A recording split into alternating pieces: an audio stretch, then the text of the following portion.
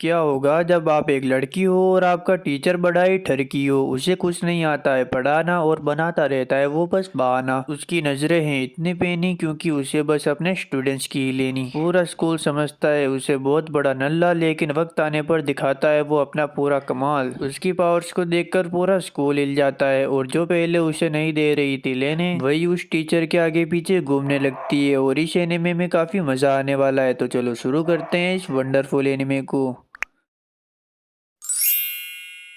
इस कहानी की शुरुआत में हमें एक लड़के को दिखाया जाता है जो एक कहानी की किताब पढ़ रहा होता है जिसमें ये जादूगर एक डीमन को हरा देता है। ये बच्चा कहता है कि मैं भी इस जादूगर की तरह बनूंगा। अब हम एल्जोन किंगडम को देखते हैं जहाँ पर एक लड़की जिसका नाम रोमिया होता है वो एक अंकल के हाथ को अपने हीलिंग मैजिक से ठीक कर रही होती है। रोमिया उन अंकल से कहती है आप प्लीज इस बारे में किसी को भी मत बताइएगा क्योंकि हमें मैजिक को अकेडमी के बाहर इस्तेमाल करने के लिए मना किया गया है। वो अंकल कहते हैं अरे शुक्रिया तुम्हारा और तुम टेंशन मत लो, मैं इस बारे में किसी को भी नहीं बताऊंगा। तभी रोमिया की फ्रेंड सिस्टीन रोमिया को आवाज लगाती है और ये दोनों अकेडमी के लिए निकल जाते हैं। रोमिया कहती है कि हमारे क्लास टीचर की तबीयत खराब है, पता नहीं अब हमें कौन पढ़ाएगा। सिस्टीन कहती है कि टेंशन लेने की कोई जरूरत नहीं, वैसे भी आज हमें सब्स्टिट्यूट टीचर पढ़ाने वाले हैं। तभी एक लड़का जो तेजी से दौड़ता हुआ कहीं पर जा रहा होता है और वो सीधे इन दोनों से टकराने वाला होता है। सिस्टीन घबरा जाती है और गलती से अपने विंड मैजिक का इस्तेमाल करती है जिससे वो लड़का टकराकर आसमान में उड़ जाता है और सीधा फाउंटेन में गिर जाता है। सबको लगता है कि वो लड़का तो गया, लेकिन अगले ही पल वो लड़का उड़ जाता है और स्टाइल मारते हुए इन दोनों से कहता है कि गर्ल्स तुम्हें देखकर चलना चाहिए था, अभी तुम्हारी टक्कर हो जाती।